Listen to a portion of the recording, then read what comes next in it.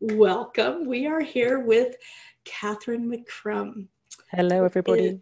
Hello, Catherine. Catherine is the Feldenkrais practitioner who teaches all of the Feldenkrais lessons in several of our courses. We started bringing her in, was it last year or the year before? Gosh, I think it was 2018. I think it's a year and a half now, isn't it? A year and a half ago. Coming up for 2 years. Isn't that fabulous? It's just been going so great. So we brought her in first for our straightness course, and we loved the experience of having Catherine in our courses so much we've started bringing her into all of them. We can't stop. We can't stop Catherineing. It's been a fantastic collaboration, I have to say. It really has been great for all of us. Yeah, it's mutually stimulating for all of us. And for all the participants too. So for those of you who are not familiar with what Feldenkrais is, I would love it if you would explain what Feldenkrais is and how this applies to dressage riders. Yeah.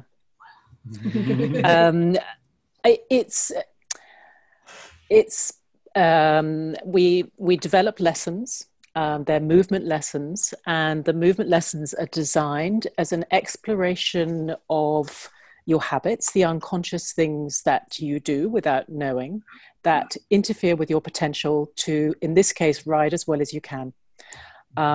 So each lesson has a very, very detailed set of movements. You know, like today's lesson, we're going to look into not only how you turn your pelvis, which is so important for this lesson that you did last week, but how the other parts of yourself either assist that or interfere, because, you know, the problems that we have are not necessarily situated where we think they are.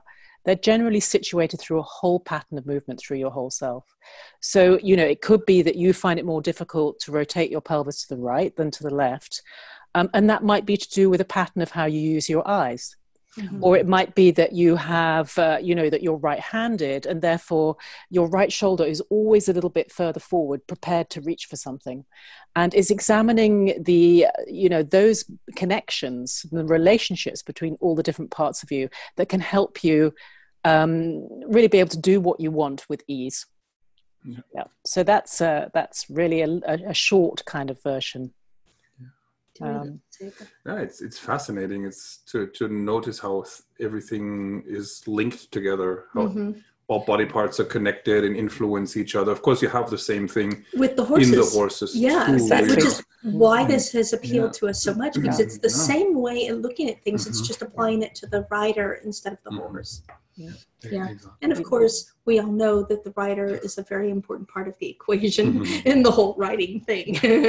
So, and what we do with our seats is vital. So this is a very useful tool that is not hard to do. That's what I love about No, not hard to do. Is that it's really about less is more. It's not about exerting really hard and, working out for an hour and a half in the morning just so you can be strong enough with your core strength to ride. It's not about that. It's about really improving your awareness so that you take away all the extraneous information, all the extraneous stuff that's getting in your way, and you can get down to what's really going to help you. Yeah, and I think it's worth mentioning that less is more it's only effective when you are clear about what you're doing. So you need to have a clear thought and a clear intention. That's true, because if you just did less, if you just kind of just do less and there's no direction for it, then but if you have a clear thought and you have a clear image of yourself and your body in movement, generally your body will self-organize behind that thought. Yeah, that's true. It's really helpful in developing body awareness for the rider. And then if people are more aware of their own body, they can also expand that awareness and that intention into the horse's body, so the horse becomes an extension of the rider's body, essentially. Yes. Absolutely. That's what we're all working towards. And that goes a little in that direction of traditionally teachers always say you can't learn feel, but that's not true. Right? You can learn feel. You just have to basically know what to pay attention to. Learn where to look, learn what to pay attention to. Yeah, this is it. Learn where to look. You know, for me, with my horse, he has a tendency to fall out through his left shoulder.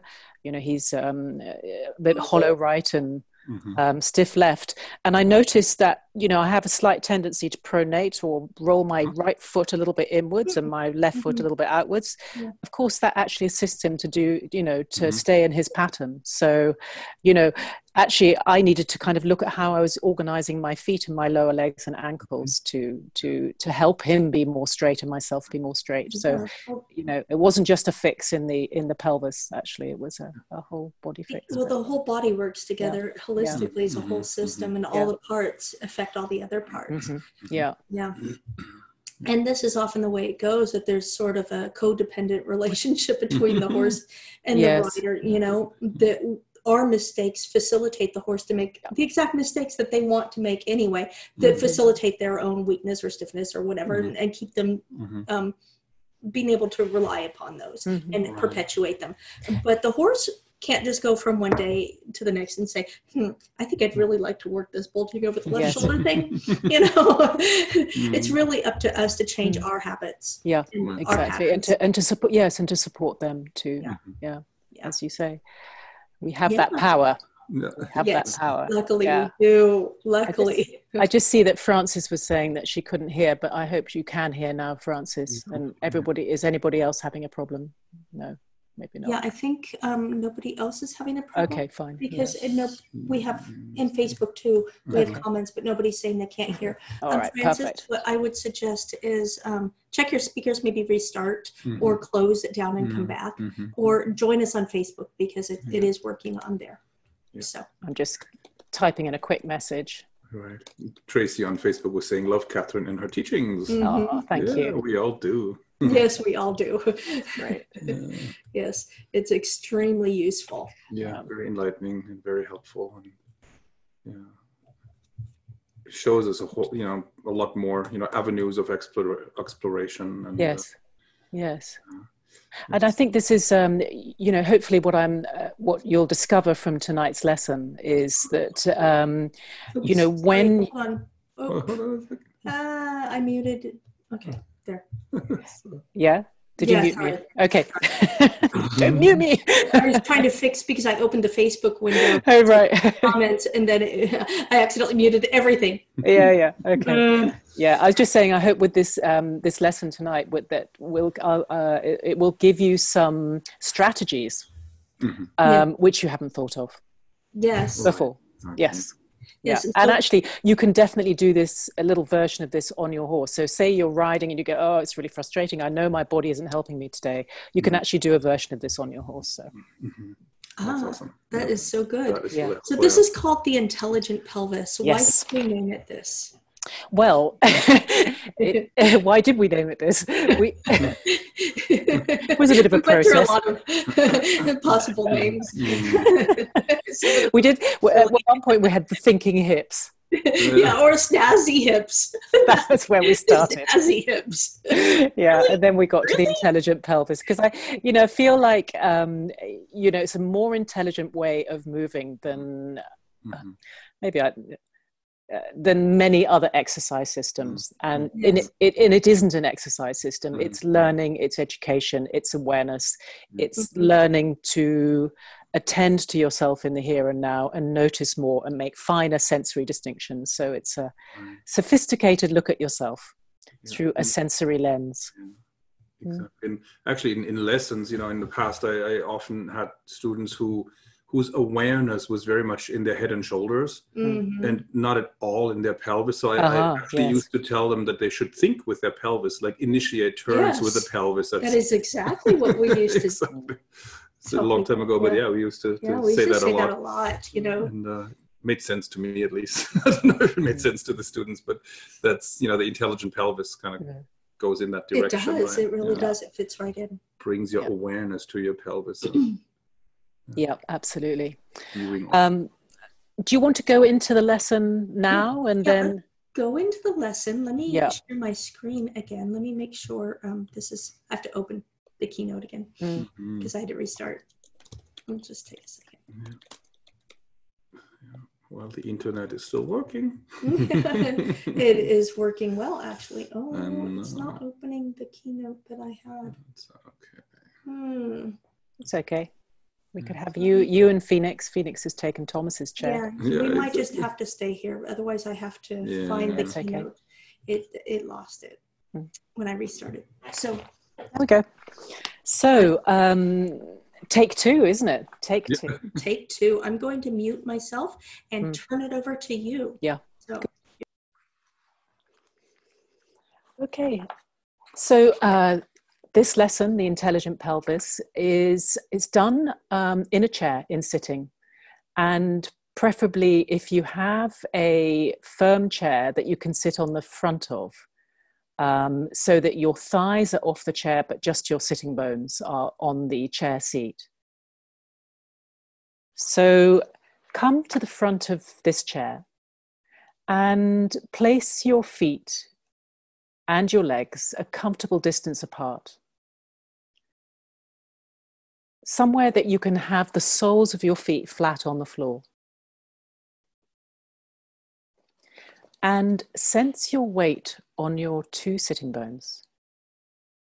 And notice, do you have more weight on one sitting bone than the other? You know, maybe this is a familiar scan for you. You know, when you get on your horse, you go, oh, there it is again, you know, and you have to adjust yourself to try and even out your weight.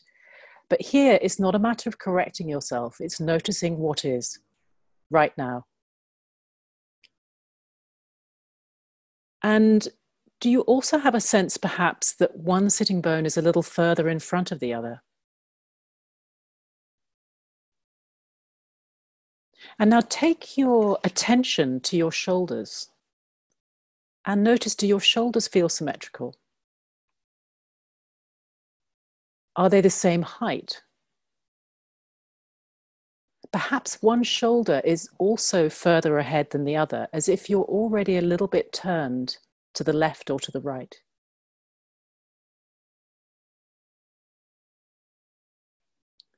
And now get a sense of where you're looking. If you're in a room with a wall in front of you, sense where you're looking on that wall. So you could draw an imaginary line from your nose to the wall in front of you. And see, is that line angled directly in front of you, or is your head and your eyes, are they already a little bit turned to the left or the right?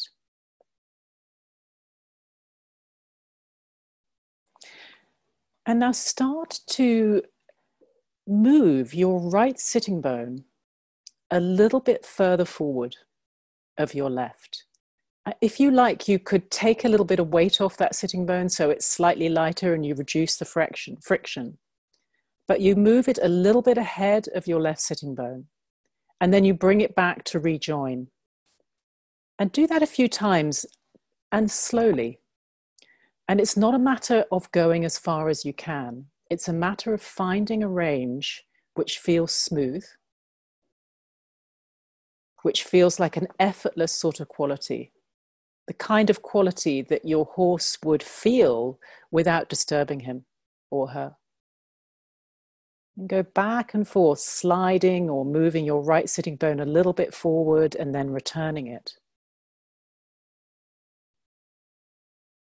And then the next time that your right sitting bone has rejoined your left sitting bone, try this on the other side. So you move your left sitting bone a little bit forward and ahead of your right, and then return. Do that several times, sliding your sitting bone, maybe reducing the friction fractionally, and then bringing it back to join where the right one is. And notice if you compare and contrast the quality of the movement on this side to the first side, how is it? Is it the same? Do you move as far forward on this side?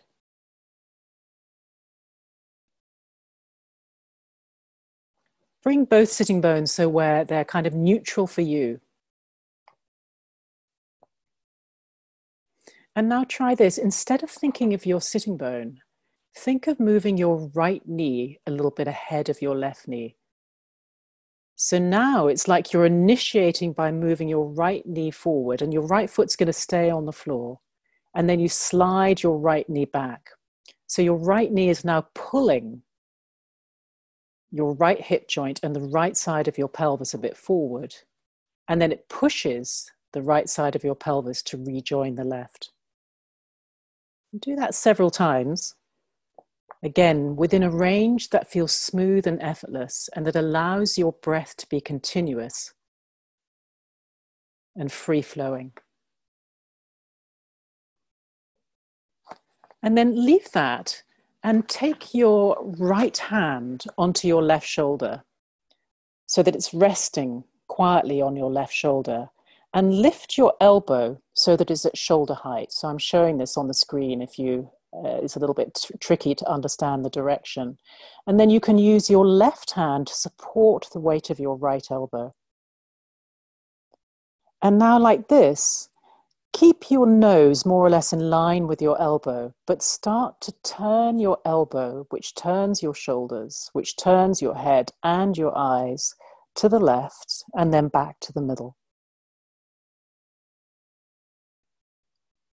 And you pause for a moment in the middle and then go again. So it's almost like your elbow and your shoulders turn your chest, and that carries your head and eyes around to the left and back to the middle.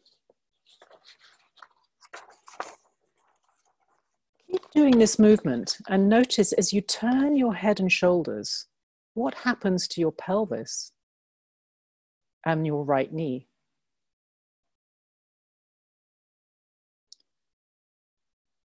As you turn your right elbow to the left and your head and eyes turn to the left, could you also bring your right knee forward? So it's almost like you're going to turn as one piece. And then you bring everything back. So your head and your shoulders and your chest and your pelvis all return as one piece back to the center. Do that a few times. It's almost like your body is like a cylinder and you're just turning that cylinder to the left and then back to the center. And then the next time you return to the middle, stay and rest there and feel how your weight distribution is now on your two sitting bones.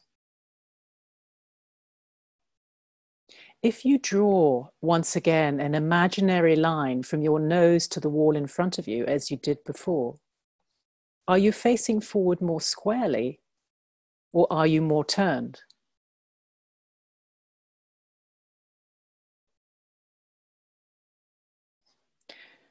Once again, sit at the front of the chair. Place your right hand onto your left shoulder. Lift your elbow so it's at shoulder height and you support this elbow with your left hand. And this time, turn around to the left as far as you can easily. Mark where you go to the wall with your head and eyes. And now leave your head and eyes turned to the left. So you mark the spot on the wall, you leave your head and eyes on that spot. But turn your elbow, your chest, your shoulders, and maybe even your pelvis back to the front. And then once again, turn your elbow to join your head. So your head and your eyes stay turned to the left, but your right elbow, your shoulders and your chest are turning back and forth to the middle and then to the left again. When you differentiate the movement of your head and your eyes from the rest of yourself, can you still breathe?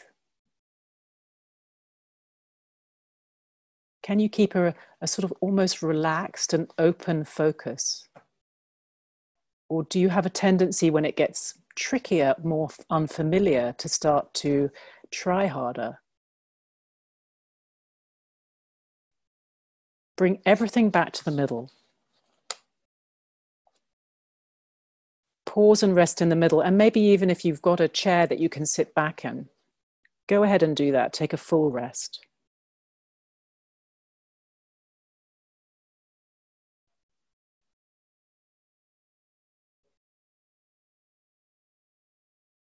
Come back to the front edge of this chair again. Have your feet and legs comfortably apart with the soles of your feet flat. Maybe rest your hands somewhere on your legs, your thighs. And go back to the movement we started, where you take your right knee a little bit forward and ahead of your left knee. And that moves your right sitting bone ahead of your left sitting bone. And maybe you feel how your pelvis starts to turn to the left. And that carries the whole of you to the left.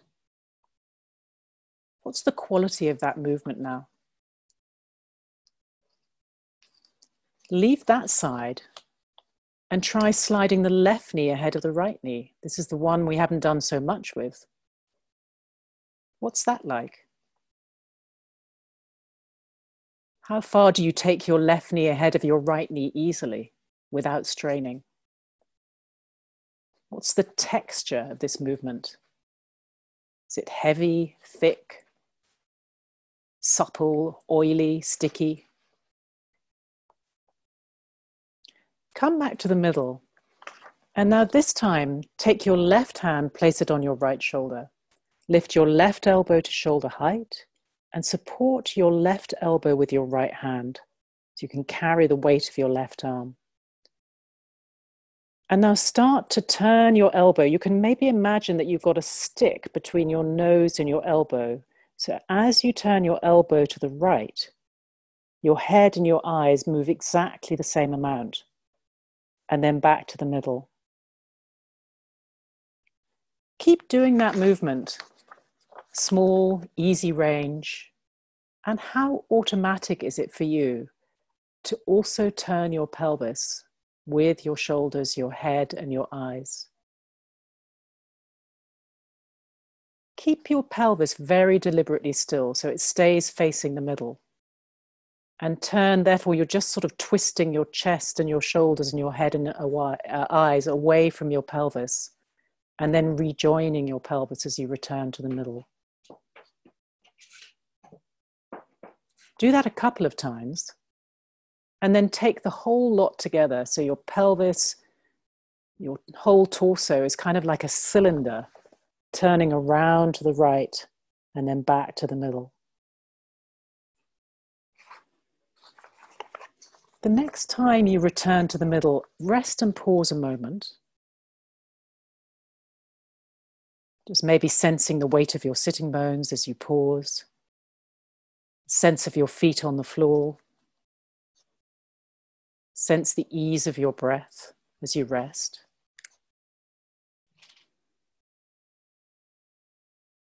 And now take your left hand back onto your right shoulder, lift your elbow to shoulder height, support it with your right hand, and turn around to the right as far as you can easily. And once you're turned to the right, stay there and rest your forehead onto your elbow. So your forehead is resting on your elbow. And then once it's there, without lifting your head, could you lift your left elbow up a little bit and down a little bit? So you're turned to the right. You're lifting your left elbow as if you were drawing a line on the wall in front of you. And then you're lowering it and taking it a little bit below the starting point. Sense how much of your back and your spine you use for this movement. Could you allow the movement to go all the way through your spine so that not only your spine is bending and arching as you lift and lower your elbow, but your pelvis starts to roll backwards and then roll forwards to support the movement of the upper body? How do you breathe as you lift and lower your elbow in this twisted position? Can you breathe in such a way that you invite your whole self to participate?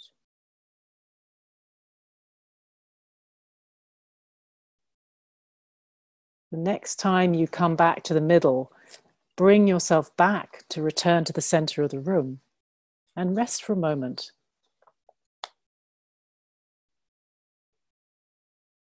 Let your hands rest on your thighs. And a few times take your left knee and move it forward and ahead of your right knee. And then back to rejoin the right. And go back and forth like this. So you're using your knee as a sort of handle to turn your pelvis. How is that movement now?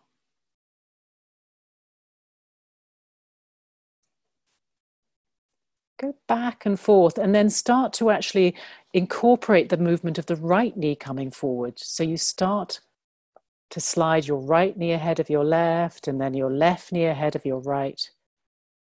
So you have this sort of continuous rotation back and forth. And then could you switch your attention? So rather than initiating this from your knees, pulling your pelvis, could you push your knees by moving your pelvis? So that in order to send the right knee forward, you slide the right sitting bone forward. Your hip joint shunts your thigh, if you like. And then the same on the left. And now keep doing this movement by initiating it from the pelvis, but gradually reduce the size so that it becomes no more than an oscillation and an echo, and then gradually disappears. And feel now how your weight is centered over your sitting bones. What kind of awareness do you have of your pelvis, but also the length of your spine, how your shoulders are? Have your shoulders changed from when you started? And what about your head and your eyes? When we started, you drew a line from your nose to the wall in front of you. Is that line now find a spot on the wall in a different place?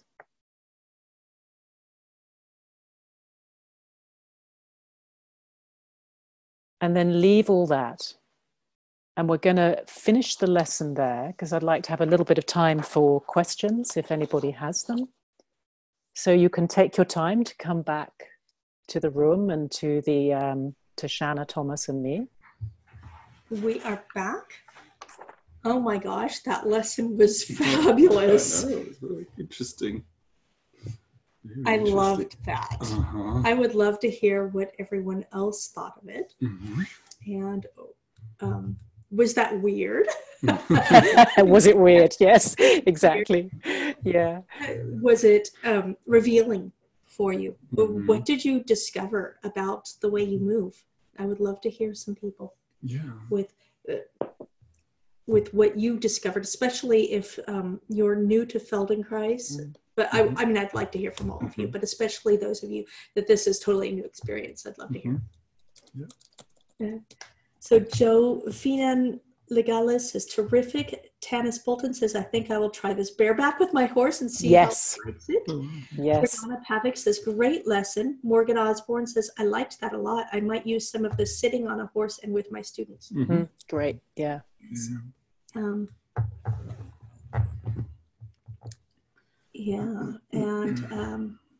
Francis says, sadly, still can't hear. Have gremlins here. Oh, no, Francis. Oh, I'm sorry. Joe Finan Legala says, very subtle. Yeah. Frame says, I missed the end as my internet cut out. Oh, well, it's everybody's having the same thing. Yeah. Yeah. Shanna, we've got an election tomorrow in the UK, and Shanna and I were having a joke that Cambridge Analytica were, playing havoc with our internet. Maybe there's some sort of voting thing we won't be able to do, Yeah. Cheryl Vandiver said, I discovered the chronic tension in my low back and buttocks. Yeah. Oh, yes. Oh, yes. This is, it's we have these habitual patterns in our body of holding. Yeah, and sometimes it's harder to move small and pay attention to the quality than to sort of push yourself around a bit with, it's easier to power through the stickiness than it is to kind of go slow enough to really feel quite how sticky we are, It can be a slightly uncomfortable experience to notice. Right. Yeah. What I really love in these is that you really see how the different body parts are actually all connected as a system, right, and how every part affects the others. Teresia Lindgren says, missed the beginning. No problem. You'll be able to watch the recording. And I recommend it highly. Let's see. D. Horton said, so the final bit of the class, using pelvis to shunt back and forth, is that how the pelvis should be moving when riding? Who? I don't know. It's choices, isn't it? Choices. Depends a little bit. I mean, yeah, it should be, the option should be available, and depends very much on the situation and the horse. And with, I don't know, you have to be careful not to push with the pelvis too much, or with your seat bones, but you should be able to rotate freely. And I mean, remember actually when Catherine was teaching, I used to have a really hard time getting my right hip forward on a horse. And then I thought, or discovered that my thigh and hip pelvis were connected. So if I sort of push the right knee forward and down, my right hip has to come along for the ride, right? I always think about that when we're doing these lessons, about that, when you made that discovery and how you teach that, that it's about moving the thigh and knee forward and down, and that's how he discovered to move the pelvis. We have to shut the door again. Yeah. Felix can't decide if he wants to go in or not. Cat. Brexit. Really? Yeah. I'm telling you. That's a kexit when a cat leaves the room. Cat exit. Funny. Exactly. Yeah. So I learned to move my hip indirectly. Since I couldn't access it directly, I did it indirectly, and gradually I was able to move the hip directly too. So finally I was able to rotate. Gives you another way of accessing. Yeah, I think this is it, you know, and sometimes if you say you just can't organize your pelvis to move from the pelvis, somehow there's something sticking in the back. It may be that if you move your knee, suddenly something frees up, something makes connection in you make a connection in your brain and your nervous system, because this is what we're working with. We're working with neuromuscular pathways, and it's changes in the brain that change the way that we move. It's not, you know, the muscles aren't that bright. So yeah. But we can educate them. Indeed. Yeah. And this actually, go on. For people who had accidents, broken bones, injuries that make it hard to access a certain muscle or joint or bone. You feel like there's just a black hole there. You can't access it. This gives you ways of accessing, because every body part is connected to every other body part. And if you can't access something directly, you can access it indirectly through the body parts that are connected, because the skeleton is all these parts that are connected together, and by moving one part you can influence the others. It's actually because Sandra asked a question here, which is where does it? It's far higher up, I think. No, it's Galena. She says, if I'm turning my shoulders while forcing, you mean gently encouraging your pelvis to stay still in neutral, I feel more weight on the sitting bone towards which I turn. But if turning my pelvis, I always feel more weight on the sitting bone, which goes forward. How do you weight your sitting bones during the turn like a compass aid? It's a really good question, isn't it? I don't know. Good question. You know, if I wanted to turn all the way around myself and to be able to turn far, funnily enough, it actually is functionally more effective to put your weight on the sitting bone that you're turning around rather than the one that's coming forward. So the one that comes forward actually gets lighter. However, that's not always going to be the case in riding, because you've got a horse who isn't symmetrical. So maybe, you know, Thomas and Shanna, you might say that it depends.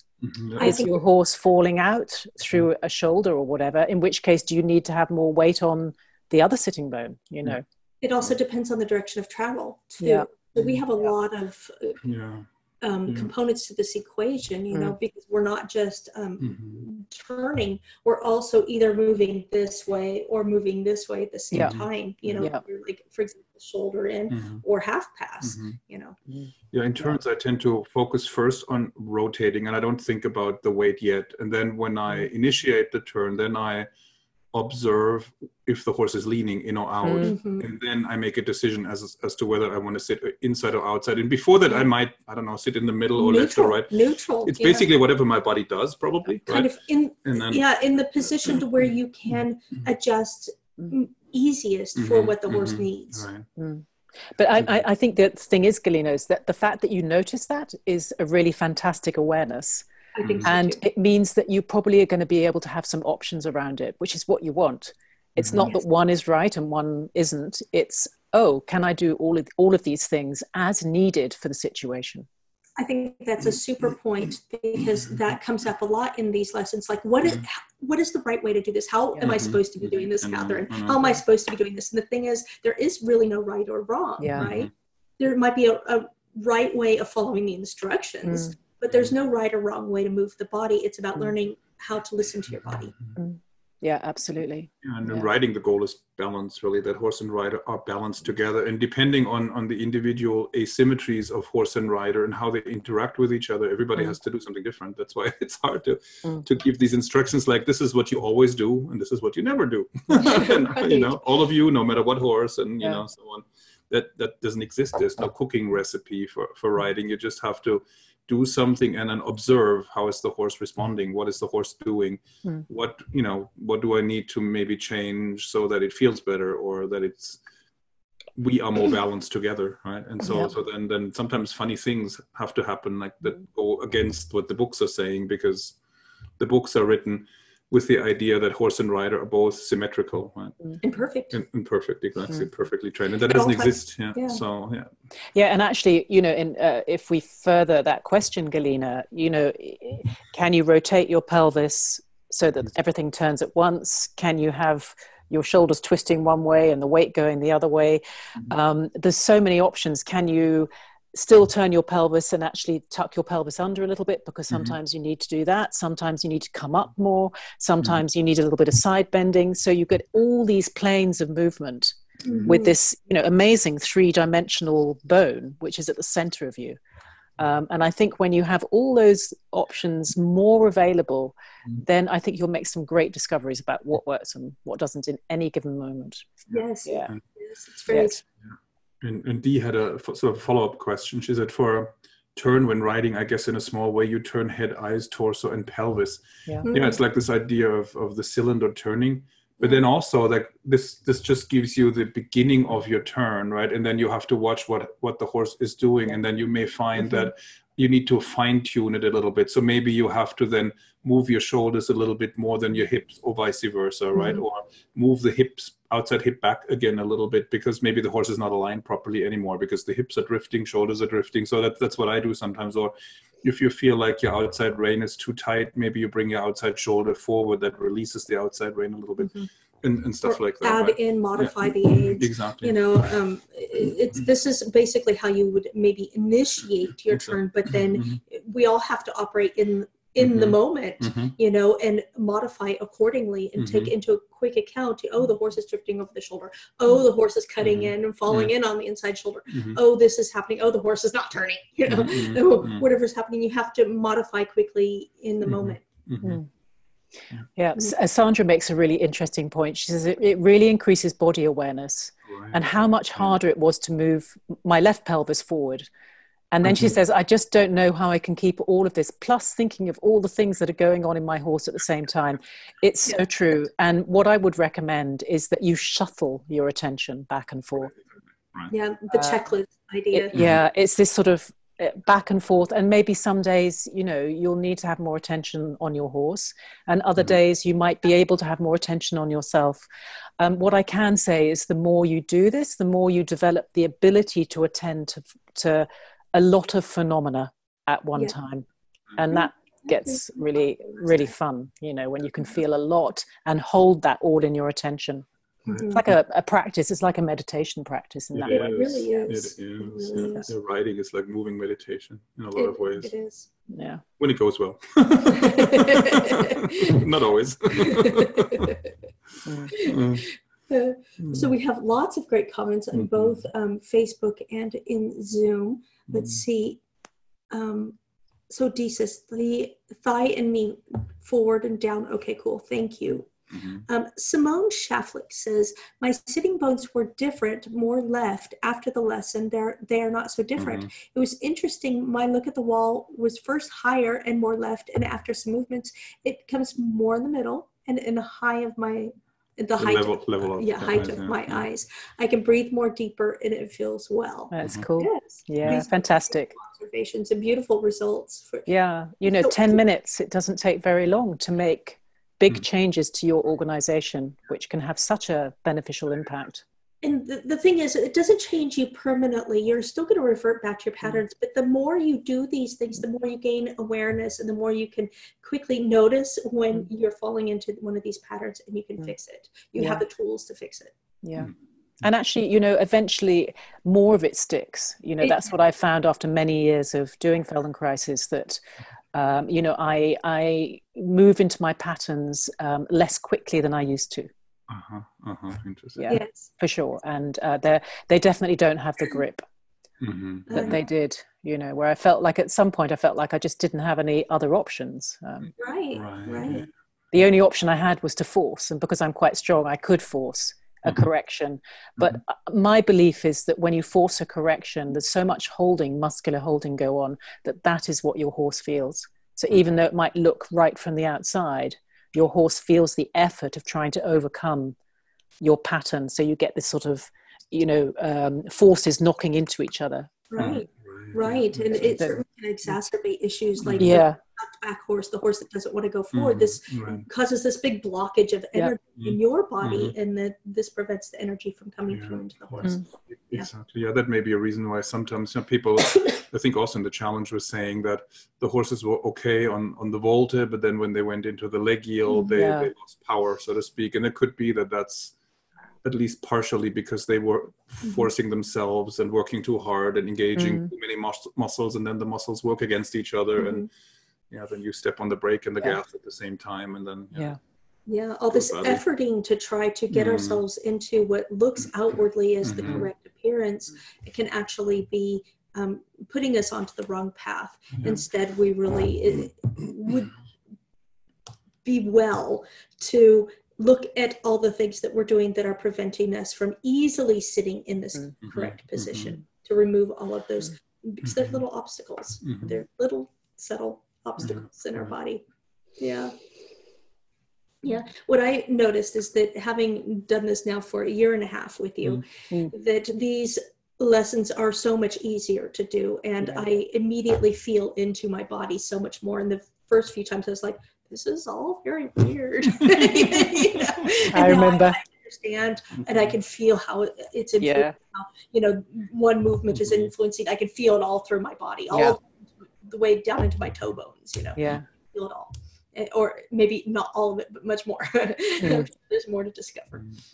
But it, like you said, it does get easier. Definitely gets easier, and I notice this in my other daily life movements now too. It carries over much more. We have other comments. Okay. So Galena said, yes, Thomas did say it depends when I asked during a Q&A. If only there was that, that simple answer to everything. So Dee says, anyway, don't you lighten the forward inside seat bone when you ask for canter? Good point about depends. My horse has rubbish right hock, and my right seat bone doesn't drop as it should, so he likes that I'm not really sitting on his side. Well, it depends on your aiding system as far as lifting the inside seat bone. I do. When I ask for the canter, I lift my inside seat bone just subtly at that moment, and then we canter. But do you do that? I don't know, maybe involuntarily or subconsciously. I mean, for me, the canter aid, the actual trigger, then the final aid is the inside leg. That's what we learned in Germany in the riding school, right?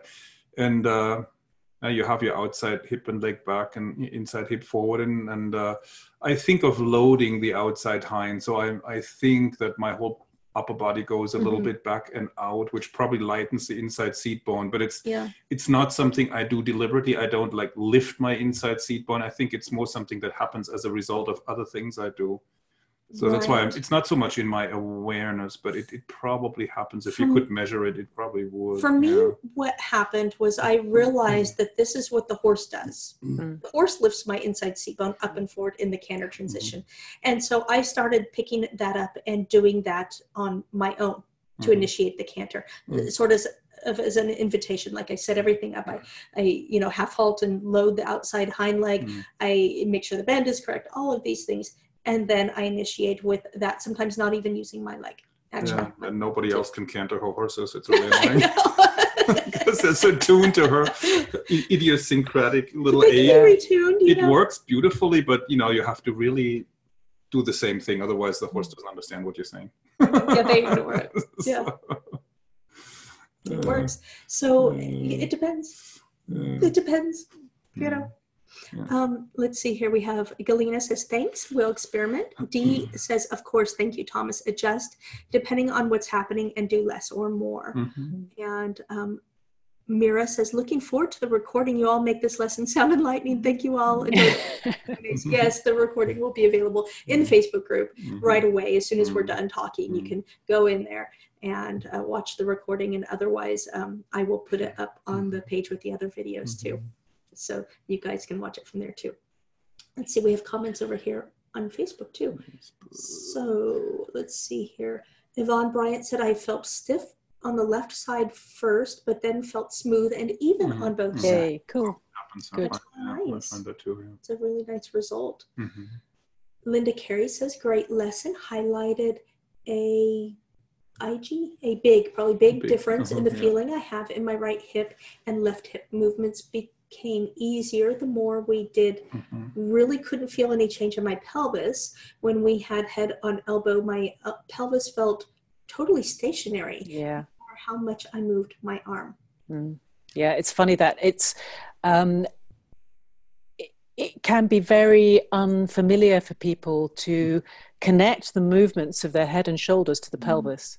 But once you do, you will, it's like if I want to look down, if I look down by using my whole spine and rolling my pelvis backwards, it's a much more functional and pleasant movement than keeping everything stiff and just doing it in my neck.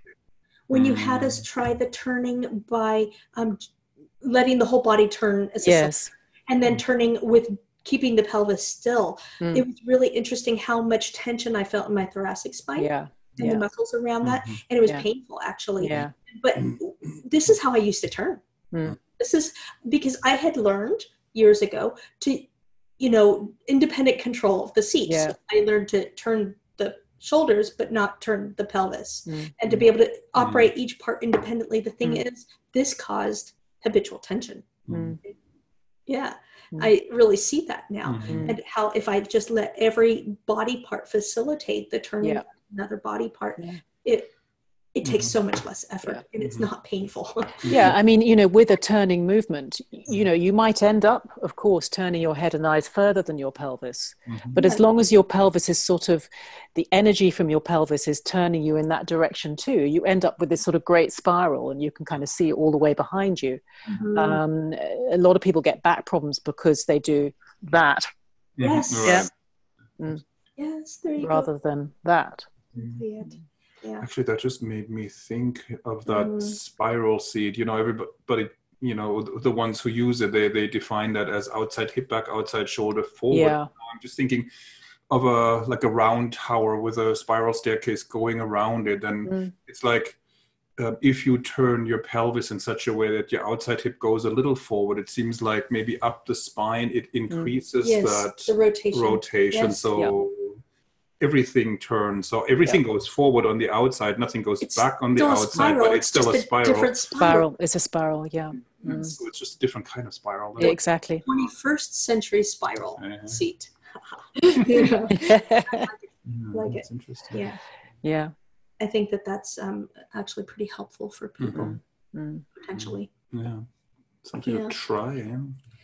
Debbie Berry said, I can tell that I'm stuck more on one side, the right, and can only imagine how this impacts my horse and her straightness and why she has a harder time swinging through with her right hind leg at the right canter. Exactly. I can see where I'm blocking her with my stuck right hip and seat bone. Yes. Great observation. I've seen that and felt that too. Like when you get on other people's horses and somebody has a stuck right hip, you feel it in the horse. You feel that the horse's right hip is stiff and the right hind leg is stiff and that doesn't come forward as much. You know, so by riding somebody else's horse, you can really feel how they operate their body and how they ride. You feel into the rider's body that was on the horse beforehand. Right. Yeah, that's interesting. So really good observation. And you know, that awareness of your pattern is the first step. You know, you can't change what you don't know. So exactly. I love that. Yes, it so ties into everything else we do. So Dawn Brown said, I didn't learn anything new, but I'm very right side dominant, meaning I find it much easier to turn to the left and my pelvis tends to naturally be right side forward. So I block my horses moving right because I'm stiff turning to the right. I keep working at it and it gets better, but it never really goes away. I will try pushing the knee forward when on a horse and see if that helps things. Yeah, you can try. And I was going to say, just Dawn, you might try the movements of being turned with the head and in both sides. And you can also, because it may be that freeing up your ribs a little bit, you might have everybody has a scoliosis, but you might have a little bit of a scoliosis in terms, not a clinical one, which means that your ribs are a little bit biased in one direction. And these movements where you're turned and you take your elbow up and down, free up the ribs. And if you add a circle to that, that could have some interesting effects. So you would end up turned with your head resting, and then you can make a circle with your elbow. And then you're inviting all sorts of movements in your ribs, differentiating all the upper ribs. And that might help, and do it on both sides and see how that works for you. I really like that suggestion. So much explains why, riders can be aware that they're crooked one certain direction or something, but trying to affect it, fix it by directly, okay, well, I'm collapsing, so I'm going to straighten up why this doesn't work, right? Or, and you often have to look in places that you wouldn't think. Exactly, because it is all related. All the body parts are connected. Yes. And a classic would be if you're stiffer on the right side, a hip joint, that you would likely have more tension in the right side of your jaw, more tension in the right eye. Just like the horse. Maybe your tongue doesn't sit centrally in your mouth. You'll have a bias with your tongue being on more one side the other. All of those things can have an impact on the ease of your hip joints. Isn't that fascinating? That's interesting. Yes. Love this. So let's see here. Georgina Frame says, I'm asking for a new body for Christmas, one that works better. Well, if you can get one, let us know. Yes, exactly. Job lot. Until then, let's work on fixing the bodies we've got. Yeah. Making them just work a little better, just bit by bit. Tannis Bolton says, I'd be interested in exercises that help with proprioception in the leg, calf, and ankle. Yes. Yes. Absolutely. Yes. I think we will be developing those for sure. I think we'll do that. We will be doing that. We will do that. Yeah. There are how many Feldenkrais lessons? Like 5,000 or something? Oh, I don't know. Maybe two and a half or something like that. I think there's speculation around that. Not in the course. Not in the course. They're not that many in our course. That will be very tiring for everybody. I know. It's a little overwhelming. So Frances says she got her sound back now. Yay. Yay. Comments now. Should we always be thinking of our own body and position? How do we sit quietly without conscious thought? Should we consider us first, which would indicate problems we have with the horse as well? Well, it goes both ways. Yeah. I think in the back of your mind, at least, you should always have a certain awareness of the seat and work on the seat always, and return to it. At least routinely come back around to checking in. Pay attention to the horse, but routinely come back and check in with what's happening with you. How am I feeling? How am I sitting? That's what I do. I routinely come back and check my, things that I tend to do. Am I doing this? And when something goes wrong, a mistake happens, it's good to start with a seat first before doing anything else. Just scan your seat quickly. How are you sitting? Are you holding tension somewhere? Are you bracing? That sort of thing. And they can maybe move a little bit, like Catherine said, now move your right hip forward and back a few times, left hip forward and back. That helps you feel where you are, in space, and if you did it or not, as I think it was it Simona who said that, she noticed that when she really paid attention, that and she drew this imaginary line from her nose to the wall in front, that she was a little bit turned. Now that will no doubt be her habit or pattern that she's in all the time without knowing it. So if you get onto your horse and you're already a little bit turned, you're already setting something up. So my suggestion is that you take a few minutes at the start, even before you get on, if you like, or on top, and have a look at those things. Do a scan. Yes. Where am I facing? Yes. Is my right shoulder ahead of my left shoulder? Is my pelvis, before you even start, because then at least you've got a chance, I think, to, Yes, I like that. This is why we include these body scans. Yes, the body scans are great. And I think Charlotte Zetterberg did a fantastic one in the contact course. It was really did. And we it was fabulous. Course too, because that was super helpful. I think it probably should be something we do in every course. Yeah, good idea. Yeah. So let's see here. Francis says, Linda Carey says, so much to think about. Yes. Francis Zeisimal says, this is what I've discovered. When I try too hard, he braces. When I do less but have a good tension and tone in me, he finds the exercise easier. Yeah, I'm sure that's right. Yeah, it sounds right. Ann Dormel says something I've been wondering about. For example, while bending the horse to the right, going on a volte, the pelvis would be rotating with left seat bone more forward. And you want to half halt into the outside hind and use seat bone weight. How do you actually get the weight there? This is backing up the rein impulse. You just do it. I don't know. See, that's hard. Yeah, I mean, what you can do, what I might do is, you don't have to do everything at the same time, right? You can spread things out, just like with a horse. You could rotate your pelvis and then think of your upper body a little bit sort of like a joystick that goes a little bit towards the outside hind, and that puts a little weight on the outside hind leg. And then you could step into the outside stirrup and half hold with the outside rein.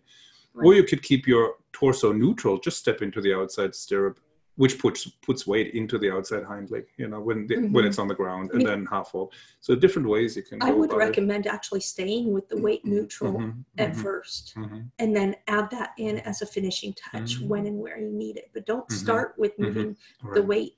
It's like you don't give an aid if it's not needed. You wait first and give the smallest possible aid, which would be just the rotation of the pelvis.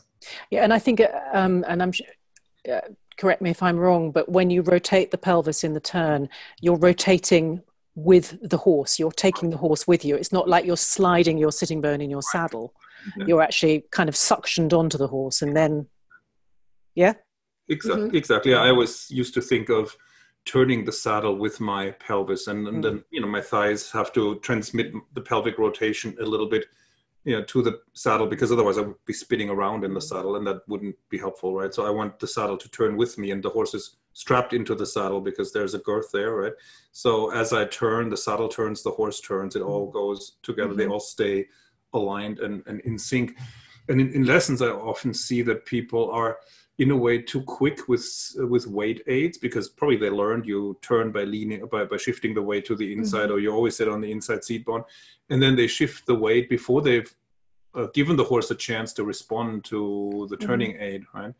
And then maybe if the horse leans into the turn and the rider leans into the turn or sits on the inside seat bone, then it gets worse, right? The horse loses balance more. So that's why I kind of like turning the pelvis first and then waiting, wait for the horse's reaction, and then I make a decision. Sit inside, sit outside, what do I need sit to in the adjust middle. From here? Exactly. Yeah, exactly. What do I need to add? What do I need to maybe take away? Exactly. Yeah.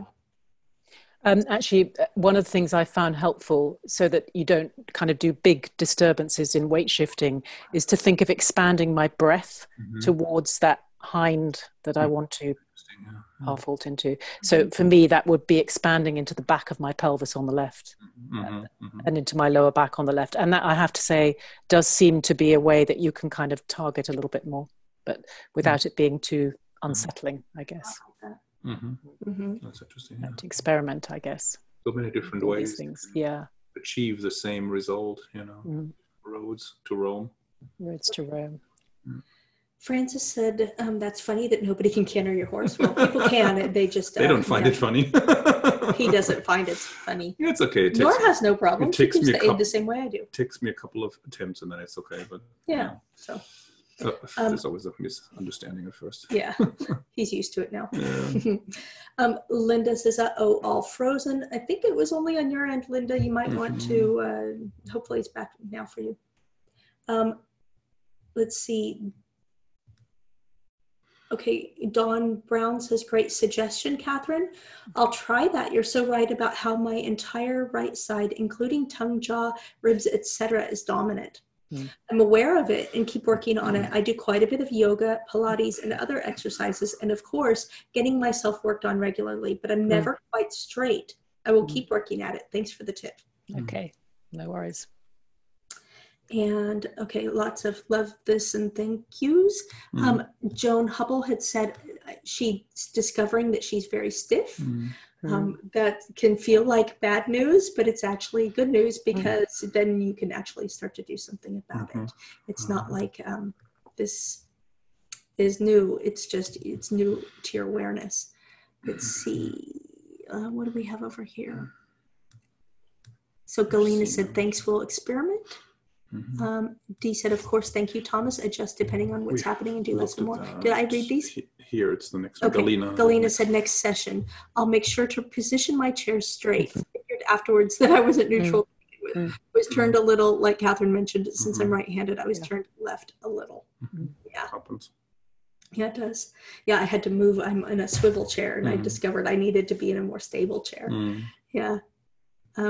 Sandra says, doesn't breathing into the outside hind to weight it change your breathing pattern and interrupt the flow? Absolutely, it changes your breathing pattern. Yeah, absolutely. But it doesn't have to interrupt the flow. I think that we can manipulate our breath in order to change our organization, which is something that we do quite a bit in Feldenkrais. Or if you're in a meditative situation, then you would just observe the flow of your breath. Both are very useful to reorganize your body. So it's not that there's one right way to breathe. Sometimes you need, say you're a martial artist, they will use quite a sharp, that's manipulating the breath for the power. So, we're not always kind of going to be walking through life flowing, really easy, we need different ways of breathing for different situations. Yeah, it does. It interrupts. Oh, we lost you. Yeah, there we go. Yeah, good. There we go. Yes, it interrupts the flow that you had before and introduces a different flow, if you like. But yeah, if it interrupts the flow of the horse's gait, for example, then that could be a sign that you're bracing somewhere, maybe efforting too much, something that you can investigate. Like, why is that? Yeah. What is it? Like, it doesn't have to be a big thing. It's just a small. It's directing your attention somewhere. That's all. It's just like, oh, can I send my breath there? But it's not like a big. Yeah. Interesting. Yeah. Interesting. Yes, it's not that you never want to interrupt the breath or interrupt the flow. It's that you want to do it when you do it, you want it to be on purpose and not accidental. Yeah, so Sandra says, fantastic. I didn't think of using my breath, but have used breathing in to bring the horse back. Yeah. There's a lot of ways. I find that. Yeah, a lot of people use breathing in or out for transitions, up or down transitions. But there's probably a whole lot more that you can do with the breath that we're just not aware, unless we have that sort of training. You can experiment with it. Well, it does. It also changes the density of your body. So, you can actually manipulate your breath so that you descend the diaphragm down and it presses on your viscera and it makes everything much more dense down to the bottom. Or you can scoop your breath up. So your body will be a bit more like a sort of hydraulic cylinder where you're moving the volume up and down. And that is a very interesting way to play with being more stable below or lighter above. Yes, we did some lessons where we were breathing into the pelvis. Yeah, exactly. Yeah, and that definitely makes you heavier and more into your support. Your pelvic floor. Yes. Yes. Yeah. Whereas Sandra says when she breathes in, that maybe you lighten then, or you know, who knows. You can play around with it though. Well, you can breathe in a way that lightens, and you can breathe in a way that actually sinks the pelvic floor down. So it can exactly. And you know, it can be a very different effect than breathing out while doing those two. So many variations. Great, you have options. It's really and I like, you know, for the breath, I do like to think of the torso as a cylinder all the way up to here. So, you know, maybe I do want to pull my breath up sometimes or push it down, you know. It's nice. So let's see here. Andor Mel said, thank you. That's a good clarification. Francis says, thank you, Catherine, about breathing into pelvis. I will try this, as I found from shoulder into leg yield, we both tense. That could be a good way to sort of just break the pattern. You know, sometimes just doing something a little bit different is enough to break it and or replace it, or And if she tenses, she probably holds her breath at that moment, you know. And if she thinks of the breathing, it might help her keep the flow going of the movement. Exactly. Keep loose, you know. So Linda says, love the idea of turning the saddle with my hips and breathing into the outside hind. Eager to try. Yes, go try it. Dawn Brown says, funny how I do this breathing into different parts of my body every evening as a meditating bedtime ritual. Yes, it's lovely. But I never really thought about doing it while on a horse. Definitely going to try it. Yes, go try it and report back. We'd love to hear. Yeah, and then the interesting thing is then to observe if the horse responds to that, if anything changes in the horse, if you do these things, that would be really fascinating. And then those things could become aids, basically, right? If you feel like that has a positive impact on the horse, you could breathe into a certain body part to, as an aid, you know. Yeah, I experimented with that for a while, and it was really interesting how it takes a little bit to tune the horse, because to try to do transitions and things just by breathing into body parts of the horse, it takes a little while before they really fully listen. They realize this is a new aid, that nothing else is coming, you know, but they can be tuned to this, and they do feel it. It's pretty. Yeah. There's going to be some confused horses out there tomorrow. They'll be like, what's she doing now? Stop with the experimenting. Or just a lot that's not happening, you know, rider and horse walking around. You know? That also. As everybody's trying to breathe into the horse and breathe into their body parts and feel what's happening. But a lot of experimentation going on. That's the idea. And so Sandra says, you read that. Okay, sorry. I'm trying to manage both of these. So I think that this would probably be a good place to end it. It gives everybody some food for thought. I know we have a bunch of people that would like to watch it from the beginning, so we have to end it so they can do that. So great. We're going to end this. If you have any other questions or feedback or observations, please go ahead and post them in the challenge group, and you can tag Catherine and or us on that post so that we'll see it. So, thank you. And thanks for your patience, everybody. So I'm glad we managed to get it going in the end. It's been really, really glitchy for time. It must have been restarting all of our devices. That must have done it. So thank you, everybody, for joining us. And, we have one more comment. Okay. Hi, Phelan Corzon. Okay, says, hello. As for I understood with all the interruption, you suggested turn the shoulder and the hip at once as a whole, so to say. I always considered my hips to move and bend with the horse's hips and my shoulders with the shoulders of the horse. Of course, with all the balance issues, probably, Issues. Okay, issues. You have the feeling and regulate during the riding. So for me, it always works the best when I bring my inner hip forward as I turn and my inner shoulder backwards. I feel it mirrors the shape of the horse in the bend. It works wonderfully, and my horse is very flexible. If it works, it's great. Yes, I think that's what the thrust has not been, that you need to do everything at once. It was having the options. Yes. Right, that's what we've been talking about, having the options, seeing what works. Yes. And discarding what doesn't, discovering your patterns. Listening into the automatically. Horse, listening into the horse, because all that really matters is that the horse responds. Yeah, exactly. That's where it doesn't matter what anybody else says. All that matters is what's happening between you and the horse. So, totally. So thank you. Great. Thanks, everybody. Again, just tag Catherine in the group, and I want to see what you all think. Francis says we should breathe more. Yeah, breathing is always good. Oh, it's I don't know. It's highly overrated, breathing, I think. You're not going to get much writing done if you don't breathe. No, definitely not. For the first minute or so, yeah. It's difficult. No. After that, no. Okay. Thank you, and good night. Thanks, guys, and see you soon. Yeah, we'll see you soon. Have a good evening. Bye.